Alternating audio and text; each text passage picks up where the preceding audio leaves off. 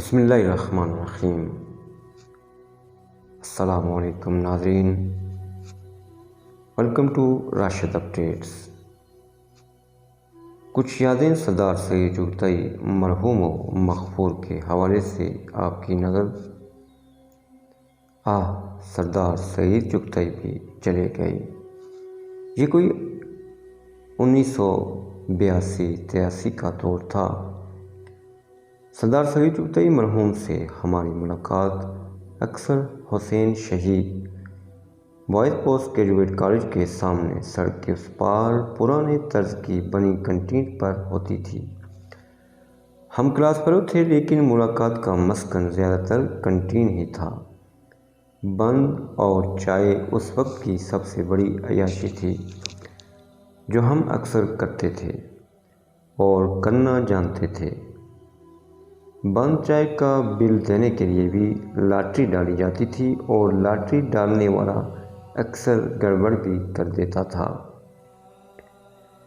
دیہی علاقے سے اکثر راولاکوٹ پڑھنے والوں کو اکثر یہ سزا دی جاتی کہ کنٹین کا بل انہیں ہی دینا ہے، اور ہم یہ فیصلہ قبول بھی کر لیتے۔ اس زمانے میں تعلیمی اداروں کے اندر طلباء تنظیمیں زیادہ فعال ہوتی تھیں۔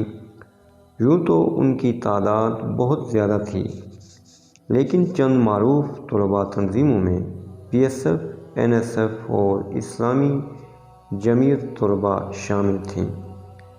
سید چغتائی زمانہ طالب علمی میں PSF میں رہے، لیکن تنظیموں سے ہٹ کر ہم سب کی دوستی مثالی تھی۔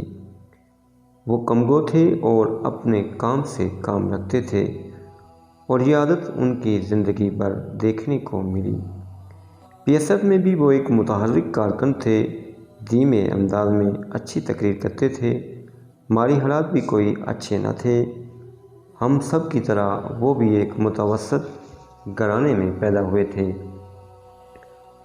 سردار خالد ابراہیم خان نے پاکستان پیپلز پارٹی کی مرکزی قیادت سے اختلاف کر کے جب اپنی جماعت جموں کشمیر پیپلز پارٹی قائم کی تو PP کے بہت سارے کارکن ان کے ساتھ شامل ہوئے، جن میں سردار سید چغتائی بھی پیش تھے۔ یہ وہ وقت تھا جب سیاسی جماعتیں کسی نظریے، سوچ و فکر کے تحت قائم ہوتی تھیں یا کی جاتی تھیں۔ گو کہ JKPP ایک واقعہ کے بعد جذباتی انداز میں قائم کی گئی، اور کئی سالوں تک پاکستان پیپلز پارٹی کے بانی ذوالفقار علی بھٹو شہید کی تصویر ہی اس جماعت کی شناخت رہی۔ لیکن سینکڑوں کی تعداد میں کارکنان سردار خالد ابراہیم خان کے ساتھ شامل ہو گئے، اور بعد تب سے آج تک اپنی جگہ قائم ہیں۔ سردار سید چغتائی بھی ان کارکنوں میں شمار تھے جنہوں نے JKPP کو بنانے میں کردار ادا کیا۔ 2006 میں جب پارٹی سے ٹکٹ کے حصول میں ناکام ہوئے تو بغاوت کر کے انہوں نے آزاد امیدوار کی حیثیت سے حلقہ LA-20.4 جو کہ اب LA-22.5 ہے سے آزاد امیدوار کی حیثیت سے آزاد کشمیر قانون ساز اسمبلی کے الیکشن لڑنے کا اعلان کیا۔ اس وقت کئی لوگ یہ سمجھتے تھے کہ سید چغتائی غلطی پر ہیں، ایک پسماندہ علاقے سے تعلق اور پھر برادری بھی دوسری، ان حالات میں تو ان کی ضمانت ضبط ہو جائے گی۔ لیکن سید چغتائی کے ارادے پختہ تھے، اور وہ یہ عزم کر چکے تھے کہ الیکشن ہر حال میں لڑنا ہے۔ سردار خالد ابراہیم خان اس حلقے سے کامیاب ہوئے، لیکن سید چغتائی نے بھی زبردست مقابلہ کیا اور دوسرے نمبر پر آ گئے۔ 2009 میں جب سردار خالد ابراہیم خان اسمبلی کی سیٹ سے مستعفی ہوئے تو اس حلقے میں 2009 میں ایک دفعہ پھر الیکشن ہوئے، تو اس وقت سید چغتائی پھر آزاد امیدوار کی حیثیت سے میدان میں اترے، لیکن اس وقت ان کا مقابلہ سردار سیاف خالد ایڈوکیٹ سے تھا، جو سابق اسپیکر رہ چکے تھے۔ اس طرح ایک دفعہ پھر سید چغتائی الیکشن تو ہار گئے، لیکن ہمت نہ ہاری اور ایک دوسری ریاستی جماعت آل جموں کشمیر مسلم کانفرنس میں شامل ہو گئے۔ یہ ایک مشکل فیصلہ تھا۔ مسلم کانفرنس اس وقت بڑی سیاسی جماعتوں میں سے ایک تھی۔ سردار عتیق احمد خان کے سامنے اونچی آواز سے بات کرنا جرم تصور کیا جاتا تھا۔ عام خیال یہ تھا کہ اس طرح کی سیاسی جماعت میں شاید صغیر چغتائی کے لیے جگہ نہ بن سکے، لیکن توتر کے ساتھ سیاسی جدوجہد اور سیاسی کردار کے باعث وہ جلد ہی مسلم کانفرنس میں جگہ بنانے میں کامیاب ہو گئے۔ مسلم کانفرنس کے پارٹی ٹکٹ پر وہ ممبر کشمیر کونسل بنے اور اپنی مدت کے دوران متعدد ترقیاتی کام کیے، پارٹی کو مستحکم کرنے میں کردار ادا کیا۔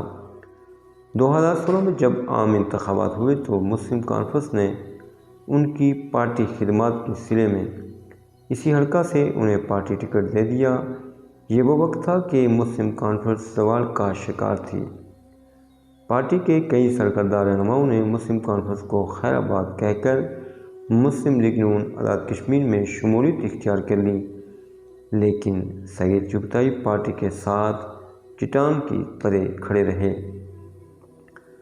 اور ایک ایسے وقت جب آزاد کشمیر میں مسلم لیگ نون نے واضح کامیابی حاصل کی، مسلم کانفرنس کے آزاد کشمیر میں چند امیدوار کامیاب ہوئے، جن میں ایک سردار صغیر چغتائی مرحوم بھی تھے۔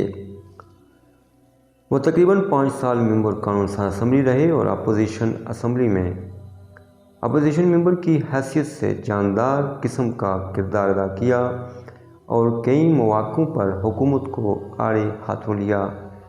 ان 5 سالوں میں انہوں نے حلقے کے لوگوں کے مسائل حل کرنے، تعمیر و ترقی کے کاموں کو پایہ تکمیل تک پہنچانے میں بھرپور کردار ادا کیا، حلقے میں جماعت کو منظم کیا اور پھر الیکشن 2021 کے لیے اسی حلقے سے مسلم کانفرنس نے انہیں اپنا امیدوار بھی نامزد کر دیا، لیکن پھر ایک خاندانی